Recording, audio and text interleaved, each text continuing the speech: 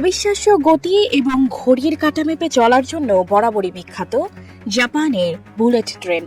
দুর্যোগপূর্ণ আবহাওয়া ছাড়া কোনো কিছুই সঠিক সময়ে চলা থেকে এই ট্রেনগুলোকে আটকাতে পারে না। তবে এবার এই ট্রেনকে আটকে দিল ছোট্ট একটি সাপ।